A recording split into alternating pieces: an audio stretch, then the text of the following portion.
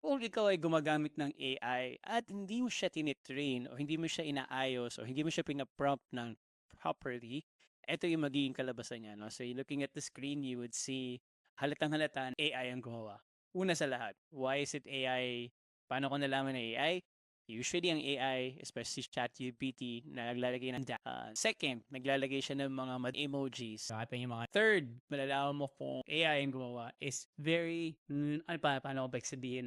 Yung words na ginagamit niya or yung context or yung text na ginagamit niya or sinusulat niya is medyo hindi naman nating pang-araw-araw na ginagamit, no? So, it's not usually the case, no, where we use very deep words in English for to describe something, no? And also that napapansin mo rin here is lagi niyang ginagamit yung mga pag naka header, lagi niyang capitalized lahat yung header. I'm just saying that malalaman mo na AI yung gumawa, no? So, and people can smell that nowadays a mile away, no? But for this live workshop, what I want you to understand is it's okay.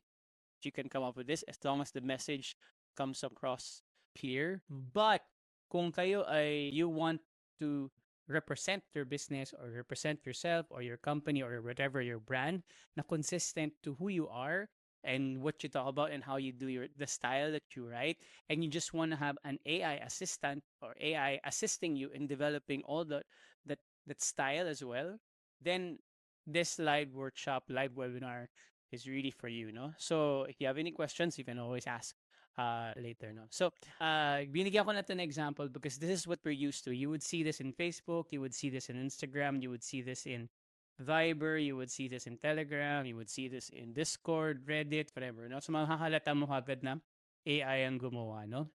And these are some of the videos that I did as well to emphasize that hyper hype highfalutin terms is very hard to understand. Like ito, no? So, for example, si ate, who's a baker, if you look at the screen sa taas niya is pag social media post, greetings, my valued patrons.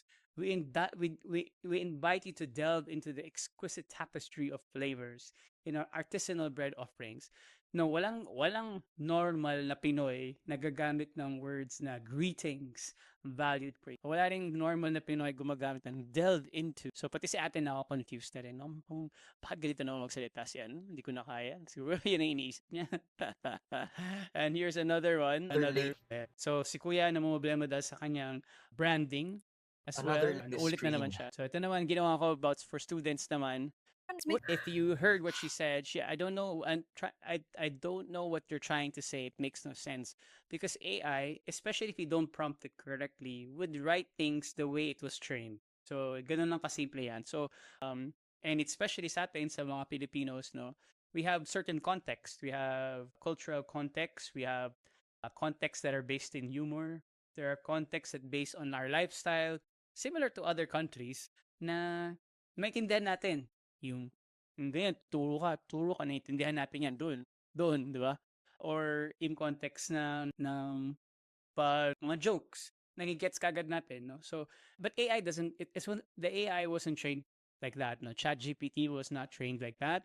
Gemini was not trained like that, no? So this particular live workshop is really meant for those who wants to have consistency in the brand voice. Meaning, whenever you post something sa social media, whenever you write something in your blog, or whenever you come up with a copy for your advertisement, no, or when you come up with like image or a video, it contains the style that yourself have, the way you talk, the way you say things, or the terms that you actually use. Because we can actually train, or we can actually fine tune an AI or an AI model or an LLM, like ChatGPT or Claude or Gemini, to actually speak like you or to talk like you. And this is what we're going to be doing today in this live workshop. Paano natin gagawin siya? How do we do it? So that it's consistent all throughout. No?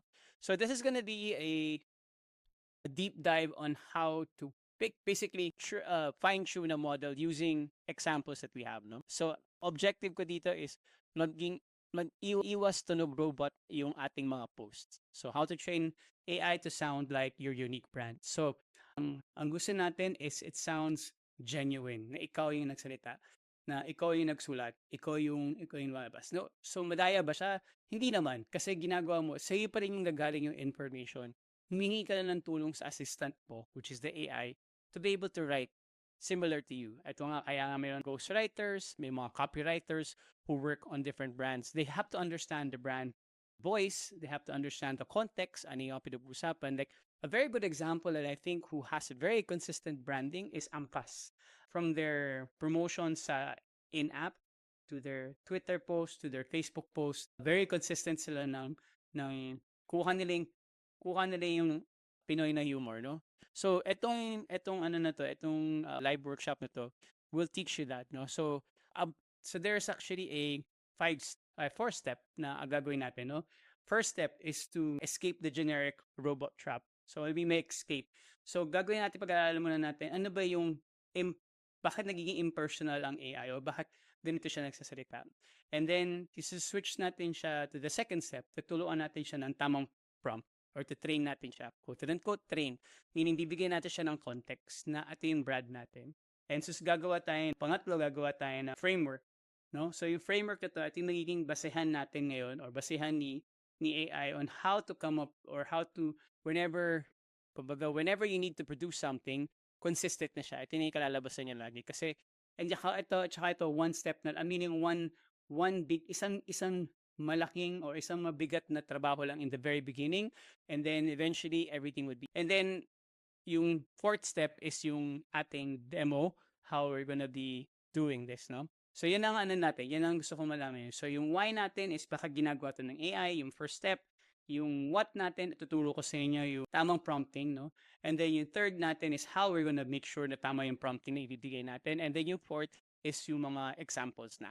Okay? So, ganun ang gagawin natin na para pagdating nyo dito, pagkatapos ng live workshop na to, you can now do this yourself and you will have consistent brand voice throughout all your social media campaigns, your advertisements, your videos, etc. All right. I'll click ng forward. Ayan. So ito. Ito yung kadalasan na nangyayari sa tao. I'll just give you an illustration, no, of kumbaga, why it's common, no? So the strategy that most of the people and those who are not familiar with prompting or did not study prompt engineering would work by default like this, no? Ang gagawin nila is they would prompt from scratch. So there are different types of prompt. So pwede sila ginagawa nila, sulat na sa create social media ad or Facebook post for my promo 50% off sa kape. So yan. So minsan yung gagawin lang nila, susulat lang nilang tao, susulat na ng negosyante o susulat ng sino man, type niyo yun, chat. Okay. And then, syempre, si AI, susunod siya. Gagawin niya kung ano yung pinautos mo sa kanya, it will just basically follow it. So, but the context, since wala siyang context kung ano siya, so gagawin lang niya based on ano yung pagkakaintindi niya. Remember, AI is always tries to understand the user's intent. Ano ba yung gustong paggawa ni user? So, mag-iisip siya. So, kung mag-iisip siya, siguro ito yung gusto niya, siguro ito yung gusto niya, siguro ito yung gusto niya. Siyempre, nanguhula siya kasi hindi mo naman binigyan siya ng context. So, nanguhula siya ngayon. So, titingin niya, baka ito yun. And then, it would come up with a generic robot voice. So, meaning, generic lang yung reply niya. Which, yung pinakita ko sa inyo sa umpisa, very generic, obviously generic because it did not contain context and it has a lot of emojis, which is typical of ChatGPT, no?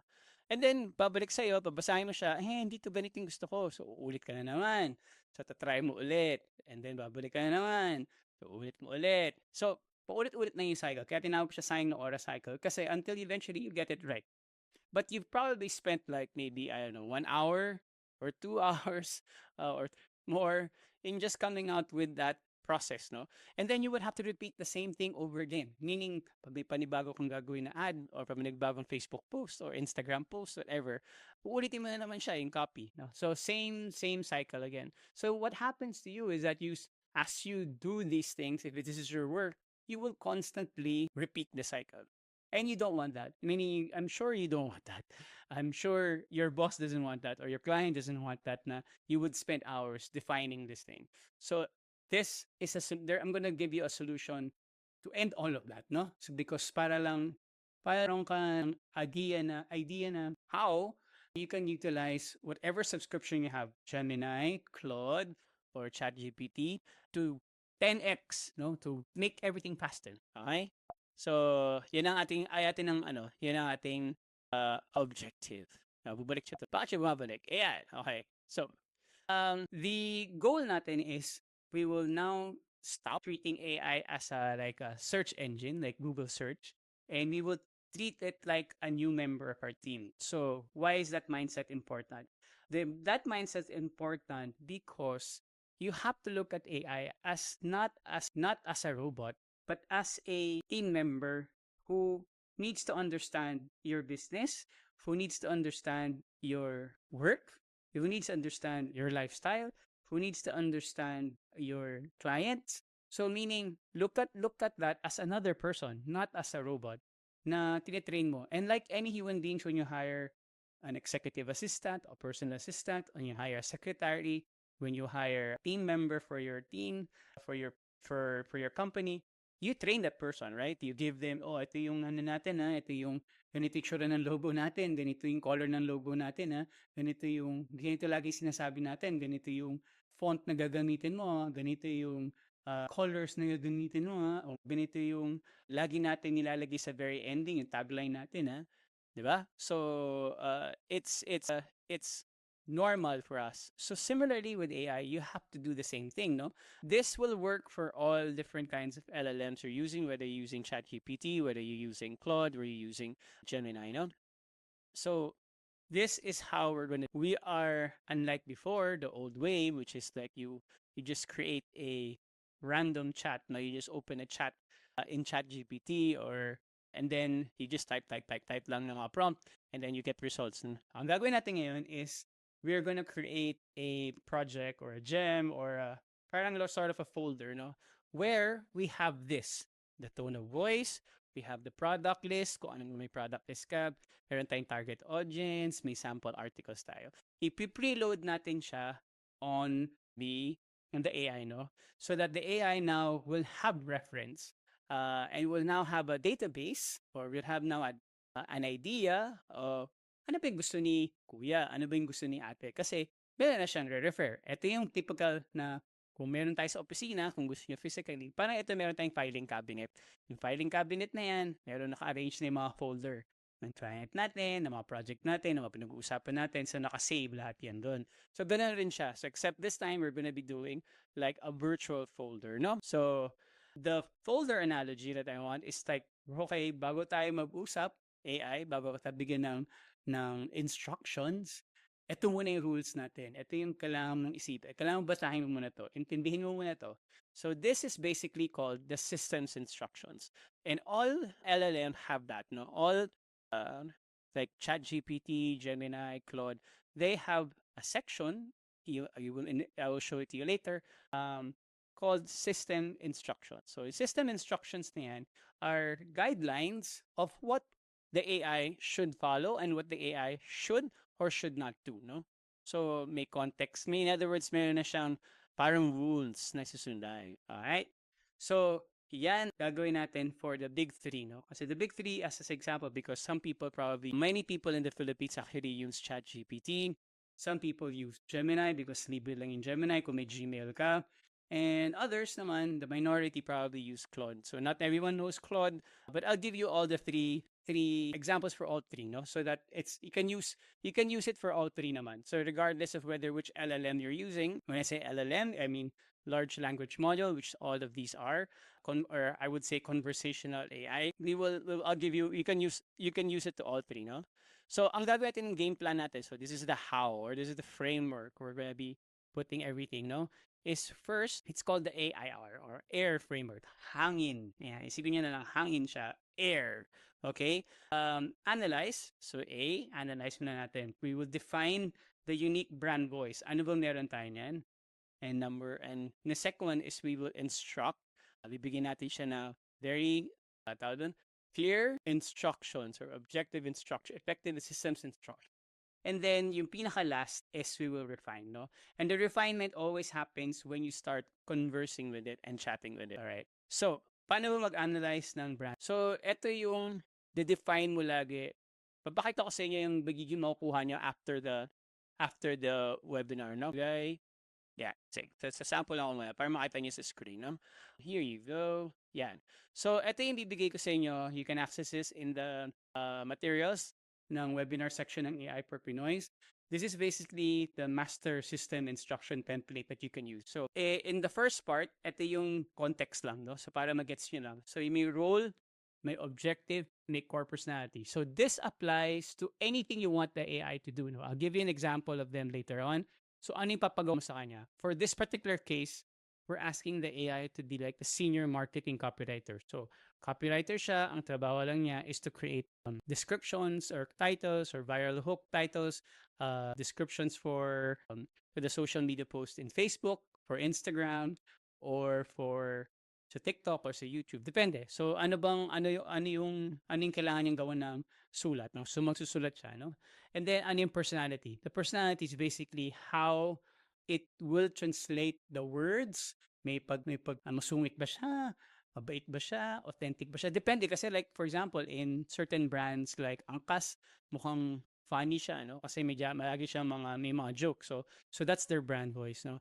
But for Jollibee, for example, yung brand voice niya is more for family, friends, community, yan. So, papansin mo, yung mga ads nila caters to that Filipino community kind of thing, no? So, ito yung makukuha nyo. And then, you can copy-paste naman ito. So, gumawa na ako ng copy-paste. Pwede mo na siya i-copy-paste. So, pwede mo palitan yung naka-highlight lang. Yan, copywriter, so for the brand name. So, may mga kailangan re-replace na kayo. So, at the end of this live workshop, you will have access to this, no? So, you can just get it from the AI for Pinoy's na webinar. Alright.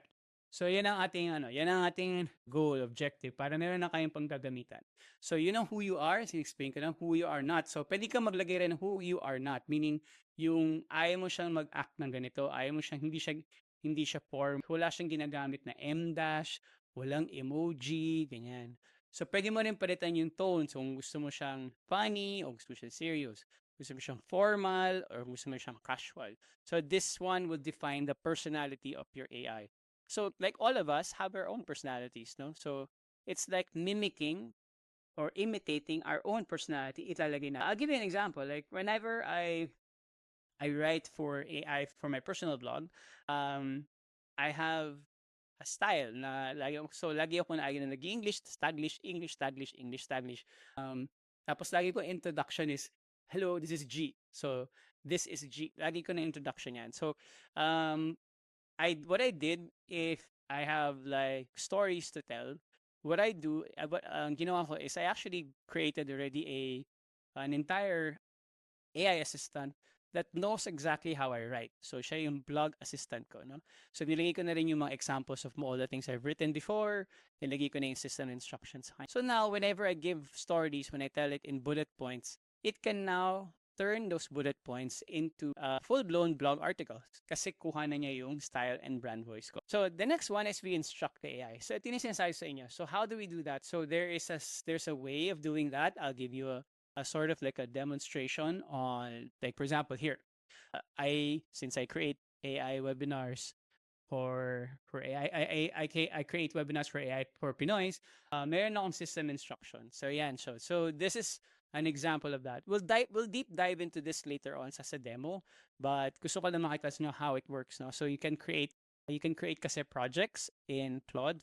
I'm giving you an example as Claude first, no? Or pwede rin naman ChatGPT. So in ChatGPT kasi you can create a new project, and each project can have a system instructions, meaning it can have like files, it can reference things.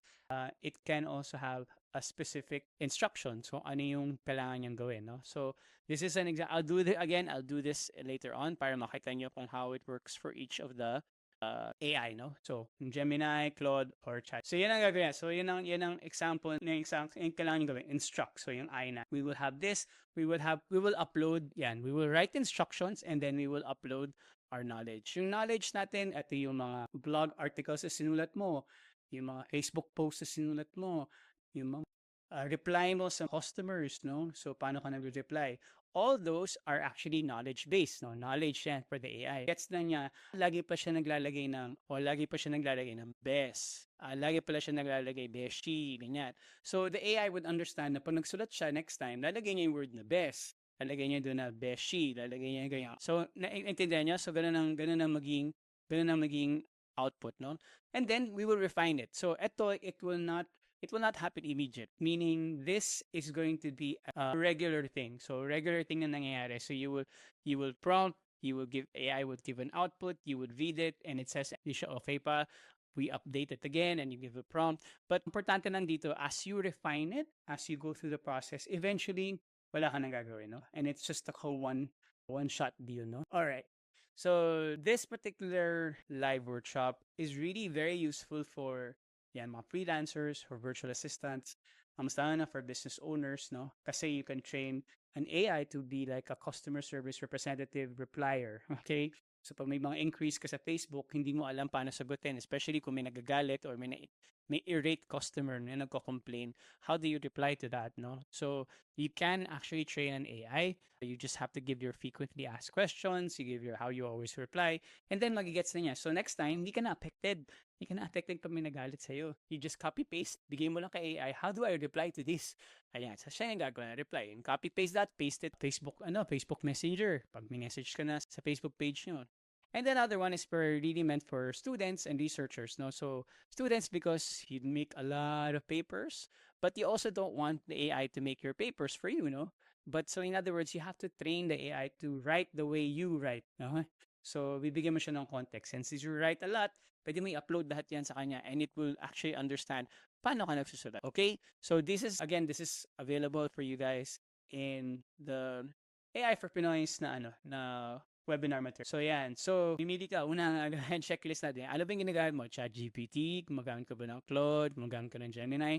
I used to use ChatGPT before, but I switched to Gemini and Claude because Gemini because it has access to Google products, the whole Google ecosystem.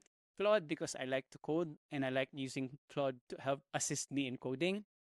So the next one is to analyze your voice. Ito na yung kailangan natin ng materials from yourself, no? And then yung instructions, and then refine, and then meron ka ng brand assistant. So itong brand assistant, hindi lang to isa, you can do many of them. So in other words, you can come up with different kinds. So dito na tayo sa example, no? Ay, bago ako bigyan example, kaya natin ginagawa to because I want you guys to save time, no? So the objective here is you will be able, when you do this once, you will save time. Like I guarantee that. So set mo lang siya in the beginning and then you can forget about it, no? Second output na or second good thing that will come up with this is because you will be ensured na laging consistent. Hindi siya mag-iimbento. So, laging consistent, laging kalalabasan ng gusto mo. So, and which is what we want, no? So, we want it to be consistent all throughout whenever we come up with a post. And the third one is speeds up research kasi especially with Gemini, you can do a lot of research and it can now have context because ano ka ng instruction sa kanya. Instant switching. So, kung may hilig kang kung gusto mo siya magsalita ng Taglish, Bisaya, whatever, madali na siya mag-switch kasi may context naman siya eh. So, alam naman niya, kapalitan lang na niya yung language, no? And then, verification. Kasi hindi mo, since alam mo nang binigay mo yung important information in the very beginning, hindi mo na kailangan i-verify kasi alam mo na tama na may ilalabas niya, no? So, what you give it, the input, is what it will give to you back. So okay, let's go to the examples now. I'll go first with Gemini, no? So with Gemini, there is what we call gems, no? So this is my own Gemini. I'm in Pro plan, no? So the gems are basically projects for Claude and then fold new projects then for ChatGPT. So since gusto natin sa ChatGPT kasi since kayo gumagamit ng ChatGPT, madalas ChatGPT. So sa ChatGPT kasi pwede ka gumawa ng project. So cool thing when you create a project with ChatGPT, you can actually you can actually come up with a folder, you can name the project, and then you can create kung ano yung purpose niya, and you can create the colors. Anyway, this is just like small stuff. But the important thing is that you can actually upload files. So for example, this is my blog content and SEO strategy. And in-upload ko sa kanya na files is basically how I hear example of a blog brand voice. Kasi I write a certain way, sinave ko siya as a PDF, in-upload ko siya dito, no? And this is how I talk. This is how I say things. This is my joke. This is my witty lines na lagi sinasabi. So, ganun ko siya nilagay. So, nilagay ko lahat dyan na context. Naglagay rin ako, if I want to come up with like a viral hook title for a blog post or for a campaign, naglagay na rin ako ano yung mga popular viral hooks. So, nag-research rin ako niya. And naglagay rin ako how to optimize for SEO kasi since I wanted to be searched since it's a blog, no? So may SEO strategy rin ako for myself, no? Lagay. So finid ko lahat yung knowledge base. Ito yung knowledge base. And this is what you can do. So when you create a new project, so let's say you create a new project and you call the project investing, for example, and you want to create that. I don't know if it's gonna work because I'm not anymore a paid user for ano, but maybe it's will work. I don't know. So I did actually create that. So you can actually then create, you can now add your files here, manually add them. So pwede isa-isahin. So my suggestion for the files that you need to add, you can save all your chats. If it's going to be like a, how to reply to your customers, if you have chat conversations of your customers, just copy an example of all the chats of the good ones, like you're really proud of na sinagot ba to, and the bad ones, pag may nagko-complain, no, sinagot mo rin to. So, ibigay mo lang sa kanya in a PDF file, save mo lang siya as a, copy-paste mo lang siya, gawa ka ng document lang and save as a PDF, download as a PDF, and then upload mo lang. That's one way, no? And then the others, if you have other information about your business, let's say meron kang website, and then you have all these about us, ilagay mo rin siya dito. No? So, like it says, no, you can put PDFs, you can put .docs. I'm not so sure if you can put directly like a Google file, no? But I'm not so sure. But PDF usually works, no? And then once nagawa mo na siya, then you go to these three buttons here. Then you can add an system instructions. Yung system instructions, if you go to, nakita ko sa inyo kanina sa blog post ko, instructions, yan. Welcome to the official Welcome to the official instruction doc for producing blog content for my website. So I think website ko. And then this is the guide ensures that all inputs align with the G's brand voice. This is how I call myself. Formatting requirements, SEO practices, and Ghost blog setup. Kasi naka-setup siya lang. So nakita mo yan, this is the system instructions. So, ang tanong, sir, paano po ginagawa yung system instruction? In my case, I have a very, very specific system instruction. Like, I need, whenever the AI produces like an article that I want based on the input that I give, it should come up with a blog schema. So, ganito siya itsura, may ganito siyang output dapat. No? So, medyo technical ng konti. But I'm giving you because each of us have a different way of giving in system instructions. So, ang tanong, sir, paano ba gumawa ng system instructions? The best way to do a system instructions is you chat with the AI. So, kung ginagamit sa chat GPT, ibigay niya lang yung gusto niyong ikalalabasan niya. Ano yung gusto mong output. And then, siya na yung pagawa mo na siya ng system instructions, no? Alright? So, ganyan ang ganyan ang objective natin. So, and then you just save it. So, once you save it, it becomes part of the instruction. So, anytime you chat with it, so when you create a chat now, kung nag-chat ka na sa kanya, it would now refer to this. It would now refer to your system instruction. So, lahat yan i-refer niya. So, ngayon, whenever it produces the output, base na ngayon sa binigay mo na information, base na rin sa binigay mo in systems instruction. Nagets? So, ganun lang siya. Similar with Claude. So, ganun rin siya. So, Claude naman, you can create projects as well. So, yung projects na yan, so kung nag-create ka, you can now actually save files as well. You can also do system instruction. So, in my particular case, gumawa ako ng project for AI for Pinoy. So every time I chat with AI, it will refer now to the files. It will refer to the instructions as well. Now let's go to the gems. No, this gems is basically Google's Google's project. So tawag niya gem kasi Gemini siya, no? So kaya siya tinawag gem. So you can do the same thing. So whenever you create a gem, so let's say I created a thumbnail cover creator, no? So this is basically a prompt generator for creating image prompts for Nano Banana free na for YouTube, for TikTok. Ito yung mga cover photo. Ano yung mga thumbnail, yung mga cover photo ng mga YouTube and ganyan. So, gumawa na ng ganyan kasi nga, para isahan na lang, ayoko nang parang ibibigay ko na sa kanya yung isang file, siya na yung gagawa ng prompt, tapos ipipaste ko na lang for Nano Banana. No? Kasi I have a special Nano Banana app, so it does it there lang. So, I just need the prompt lang naman kasi makes things faster, makes things easier. No? So, if we go to the gems again, so pakita ko lang itsura niya, how it looks like. Hintayin natin mag-load. Mag-load. So, puntahan natin siya. So, pag in-edit ko siya, edit natin siya. So, yan ang pangalan niya, ito yung objective niya. So, yan. So, gumawa ko ng system prompt, no? So, ito yung, you are a specialized image prompt generator for Nano Banana 3. Your job output is one single copy-paste ready image generation prompt. Yun ang objective lang niya. And then, ito yung kailangan important stuff. So, ang tanong, paano nyo sir ginawa yan? So, ganun rin, ginamit ko lang si AI to generate this prompt based on yung gusto kong kalabasan, and then siya na yung nag-generate ng systems prompt. So sabi ko lang, please generate a systems prompt based on these requirements. So blah, blah, blah, blah, blah, blah, blah, 1, 2, 3, 4, 5, 6, 7, 8, 9, 10. And yan, nagawa na niya. Yan. So this is how I do it, no? This is how, and if you look at the gems, if you look at and I do multi LLMs, meaning I don't stick to just Gemini. I'm not sticking to just ChatGPT, I have Claude as well. I have Gemini because each of them have their own purpose, no? Each of them have their own capability. For Gemini, the reason why I like Gemini is because research.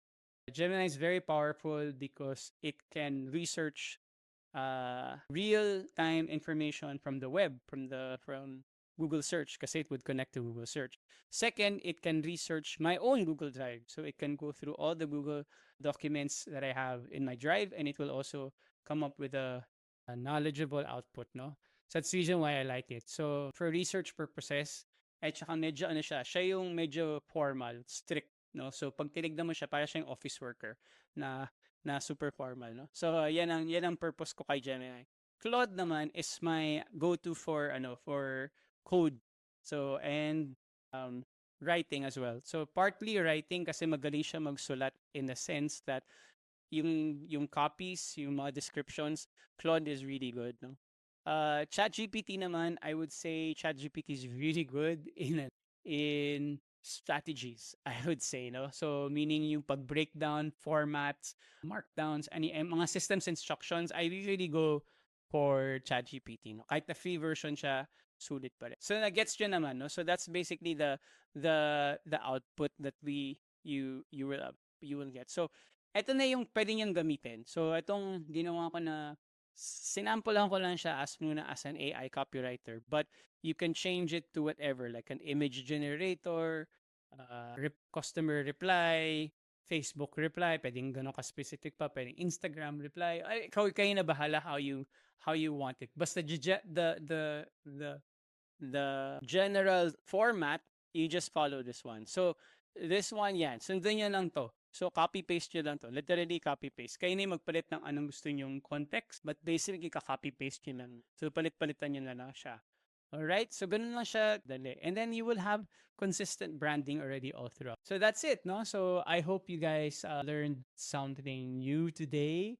And I hope you guys will be able to utilize what I actually taught you today, so that like you, like me, whoever you're gonna be, if you're gonna teach someone else, if you're also in the field of education, you can tell them how to do it, especially sa sa bahay nyo na mga kaibigan nyo or nanay nyo or kapatid nyo, whoever hindi masyadong techy, ituro nyo lang to. Gemini is free as well. So, you can still do this even though hindi kayo nakabayad sa Gemini, no? So, try nyo lang po siya, and it will, and guarantee you, it's gonna make your life way, way easier when it comes to prompt. So if you guys are interested pa sa ibang webinars, actually I have other webinars that are upcoming. Ayan, so how to create professional pitch decks. Ito yung mag-create ka ng slide. Ito for example, yan. Hindi ko ginawa yan. Hindi ko ginawa literally yan. Ginawa ko yan by using a prompt. Si AI na yung gumawa nito, no? So AI can do this now. I mean, you can literally create a slide presentation. And Google Slides can do that. There are other platforms that can do this as well. So I'll teach that on the next webinar. No? So yan, how to create professional slides. And then I have, if you guys want to create an application, sinabi ko sa kanya, ayun na, when I generate images, I use an app for that. So that's an app that I created myself. Ayan, so you can go to AI for Pinoy, yung website niya. So pwede niyo siyang puntahan. So this is how it looks like. So kailangan syempre flex. No? So, puntahan nyo na lang siya, no? So, I also have a YouTube channel. You can check out all the tutorials in there, no? So, ayun. So, this is it for the tutorial on how to have a consistent, brand voice using AI. So, I gave you examples already using Claude, Gemini, and ChatGPT. At tandaan nyo lagi, ito lang, no? ituturo sa inyo, tandaan nyo lagi, air, hangin, analyze, instruct, and refine. So the refine will always come at the end when you finished already your project or your gem, whatever, no? So you will have to continuously refine. Eventually, wala na, hindi na kayo gawin. So yan lang. So para hindi na kayo maging tadahin to, yung mga hindi kayo, baka hindi rin kayo maging kagaya. Nagsusulat ng ganito, no? So para maiwas nyo yan, no? Kasi it's so obvious na AI nagstandard niyan, which you don't want naman, no? You want the AI to be your assistant to write the way you write. So it saves hours, no? Para nakafocus ka sa mga important tasks. So yun lang. So I hope you guys learned something new today. And I hope to see you guys in the next webinar. So have a great day po. Bye-bye.